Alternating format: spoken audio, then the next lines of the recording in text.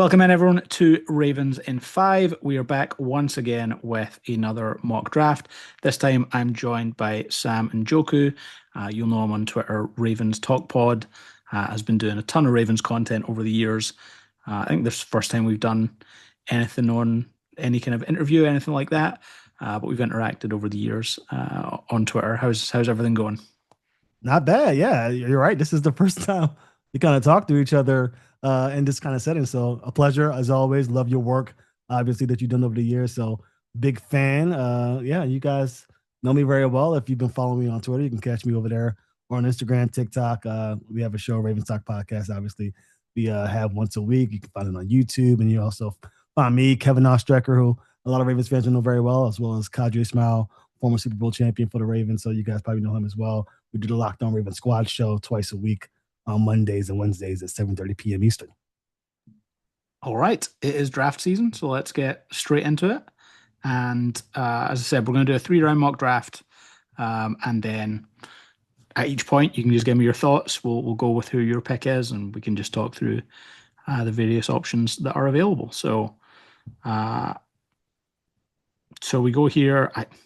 This is the second time today I've seen this where Caleb Downs has started to fall, and this might be like there might be like a consensus draft update, which is causing this type of thing. Uh, but I have started to see him be more available. This is the same day. I want to say it was Peter Schrager who came out and said there's like no way that Caleb Downs falls to 12. I think was the Cowboys discussion. The top names on the board here. You have Downs there. You have Monroe Freeling at tackle. You have Kenyon Sadiq at tight end. You have Vega Ioane at guard. Jamard McCoy at corner. Jordan Tyson at receiver. So give me your thoughts on the board and then who you would go with here. This board's kind of crazy. I'm not gonna lie to you, Gordon. This is a board that's gonna have me very nervous, not to upset a lot of Ravens fans. Caleb Downs jumps off the page. I mean, he is the best safety prospect, in my opinion, since Kyle Hamilton has been in the draft. So he's very intriguing. Obviously, you know the Ravens love to run three safety looks a lot. Jesse Minter has made no qualms about it. He wants to run that three safety look with Kyle Hamilton. Having a guy like Caleb Downs in the back end alongside Malachi Starks, very intriguing. You don't want to put too much stock in the non-premium positions. They already have Malachi Starks who they drafted last year.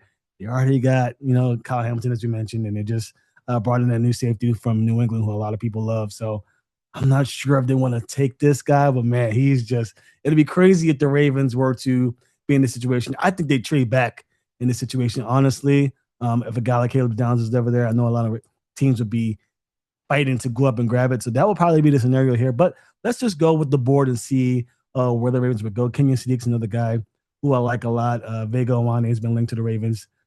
Jamad McCoy is a guy who is going to be talked about, I'm sure, within the facility, as well as Jordan Tyson. I think those are, and Akeem Metzidor as well. So there's a lot of good choices here at 14. I know a lot of Ravens fans assume that the good players would be gone at this point, but a lot of good options here. Vega Ioane is the one that everybody's kind of penciled in as a chalk pick, but there is depth in this draft at the guard spot. You can find in the second and third rounds. The Ravens have Nate Wiggins, and they kind of have a guy on Marlon Humphrey, and they just brought back Chidobe Awuzie. I think Jamal McCoy might be the best corner in this draft, and it's going to be between him, Vega, and Kenyon Sadiq. Again, the Ravens are really good at drafting tight ends in the draft. They draft two tight ends every 2 or 3 years. They always hit on their tight ends. I'm not sure they are willing to part with the 14th pick. When you got a good chance, you get a solid corner. Give me Jamal McCoy. I'm talking myself into it. Give me Jamal McCoy. I know a lot of Ravens fans want Vega Ioane, and I can see it there. But if McCoy's available here and Sadiq is available, the Ravens will be thinking very closely about what they do here. Trading back is always an option, but if you got to have a pick here, you got Jesse Minter, the new defensive-minded coach coming in. Let's strike the iron while it's hot. Get a guy who we know is going to produce. I know the injury concerns there. I think McCoy's the best pick. I like it. I'm happy to give you McCoy. I'm going to look at the trades for you as well. I haven't done any trade downs when I've done these before, Ooh. but my view is that like the trade down scenario for the Ravens is one of those top two safeties is still there in Thieneman and Downs. Like I think that those are the players that teams might move up for. So realistically, if there's a trade you want to make here, the next four picks. So from the way I've approached this before, I think Los Angeles is where you can get a second, and I Yes. think everyone else winds up being a third from above that. So if Let's you try go it to out. Yeah, if you go, in fact, Detroit, you won't get that. Detroit probably aren't a great option because they don't have a third for you to get to. Minnesota, you would get 82, I think, in return. Don't think, yeah, 49 doesn't get you there. So there's trade options there. I'll give you the trade option if you want, or you can just stick with it and go with McCoy. What pick is the LA again? LA is 20. 22, so you're going down, what's that, like 9 picks, I think? Let's be Eric DaCosta here. Let's go for the trade. Let's do it. Okay, let's get 55 back. I do like getting 55 back. Like I think that's Yes. a it's a big amount to get back, especially in this draft class. So there's still some of the players you talked about there, right? So you've still got Jordan Tyson, Keldrick Fall guy. I think is a fascinating pick for the Ravens because before they signed Trey Hendrickson, I would have hated it, but now that they have him, like they can afford a guy who's more of a run stuffer. And there's some other picks there. So you've moved down, you've got that extra second round pick now. Who would you go with as your pick here after all that? Now Jordan Tyson becomes intriguing, right? Like before, you're thinking you got Rashad Bateman. I'm not sure. Again, I've always considered Bateman. I'm still a Bateman guy, so I'm not 100% against it. But again, you wonder, is Bateman the guy we saw 2 years ago, or is he the guy that we've continuously seen throughout his tenure here in Baltimore? So that's a very intriguing pick. Jordan Tyson, in my opinion, probably the best wide receiver in this draft. If you take away injury concerns, which concerns are real, and we've seen what the injuries have kind of bit the Ravens in the past when you bring in a collegiate athlete off of an injury. Who else? Caden Proctor, tackle position. How much longer are you going to have that left tackle there for you in Baltimore? Are you going to make that transition for Roger Rosengarten from the right side to the left side eventually? Will you put in a guy like Caden Proctor in, who may be able to come inside? TJ Parker is another guy who I really like. TJ Parker, probably one of my favorite edges in this draft. Somebody very similar to what you were saying about Kendrick Falk, who can be a complimentary piece to a guy like Trey Hendrickson. And Denzel Boston's a guy who's already been linked to the Ravens as well, who's more of that receiver that I know Eric DeCosta really wants to bring in the building eventually. Go ahead and give me. I'll go Keldrick Falk. I like him a lot. He pairs well with what they kind of wanted to do with Max Crosby and having that pair of Trey Henderson together. I know Falk is a younger guy. I know he's not really established as Max Crosby is, but I think they go edge here. They only have three edges, really. Go ahead and bring that fourth edge guy in and really complement that defense totally. Yeah, this is the scenario I like. I like drafting Falk. Like I don't love taking him at 14, but you can move down, you get that extra second, and the length he has there. I was just talking to James Ogden, who thinks he can be a guy who plays a little bit inside as well. So there's a lot to like there. The board then shakes up like this at 45. So you've got Emmanuel Pregnon from Oregon at guard as the top player available, but you also have Jacob Rodriguez at linebacker from Texas Tech. You've Chris Johnson from San Diego State. You've got Chase Bisontis from Texas A&M also at guard. Wide receiver Jeremy Bernard are the top guys on the board there. Any general thoughts at this point? Yeah, I'm feeling really good right now. I feel better about trading that pick because you still get another pick again in a few picks. I think 13 picks from now. You get another opportunity at a guy. 10 picks actually. So you got a chance here. You got Emmanuel Pregnon, who's already been linked to the Ravens, at least among the fan base. I've seen a lot of mock drafts with Jacob Rodriguez there. I still think you really need to start with the trenches now. I've been all about the trenches since the start of this thing.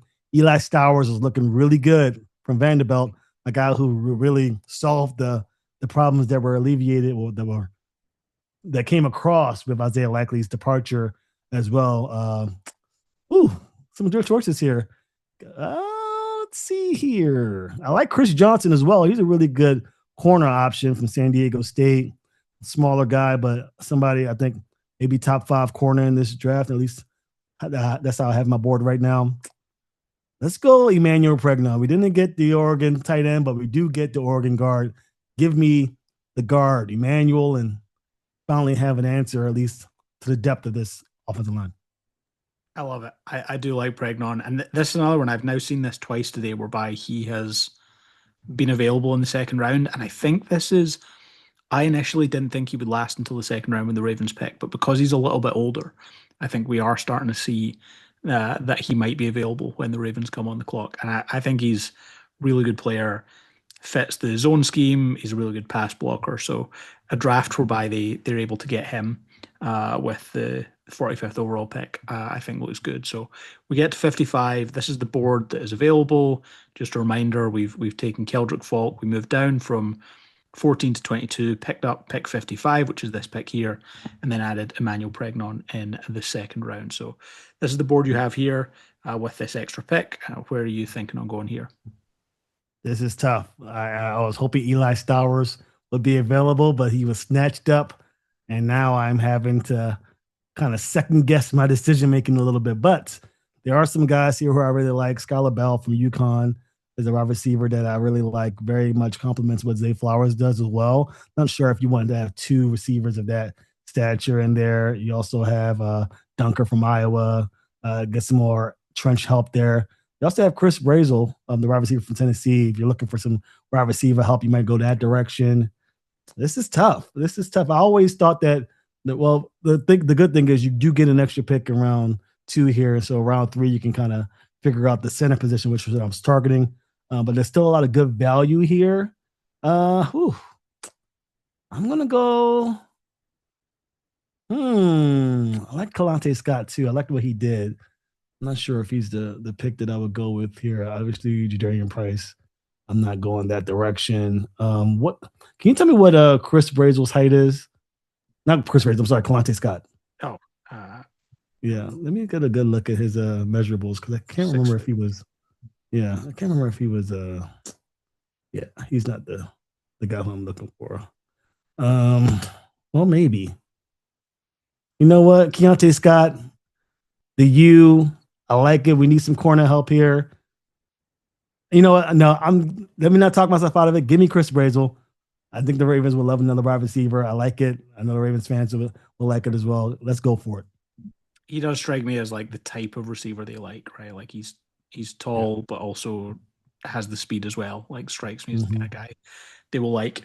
So they then come out of this. We're now at this point in the draft, heading into the third round. We've added edge, we've added guard, we've added wide receiver. So you were talking about the fact that this sets up for this is where you were targeting the center spot, and this feels like Yep. it's the right spot. And those initial guys are still there, right? Like this is a 4 or 5 player class at center, whereby I think people have different guys they like best, but the group seems to be Connor Lew from Auburn, Sam Heck from Kansas State, Jake Slaughter from Florida, Logan Jones from Iowa, and then I think also like Brian Parker, the Duke tackle to center convert, who's Mm-hmm. not on this list, but if I add in tackle, he'll be there.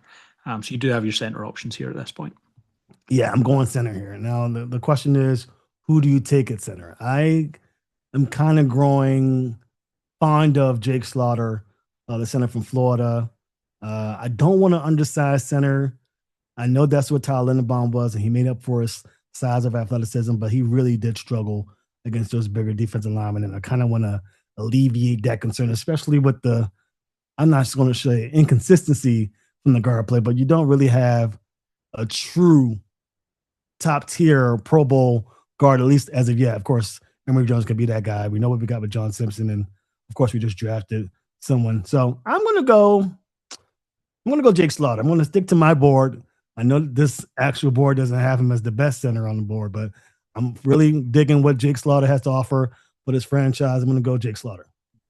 Yeah, and they are like this is kind of generally based on the consensus. They are all pretty close together. Like they're all Yes. within those three within like 15 picks, those 4 guys. And like the thing I like looking at the grades for him, he is a better fit for zone. He is good in pass protection. So like I think he does fit what the Ravens offensive scheme is going to look like this year. So I think the mock draft simulator is going to like this draft. I'm curious to see if it does. Yeah, it does. Winds up with an Oh A. yeah.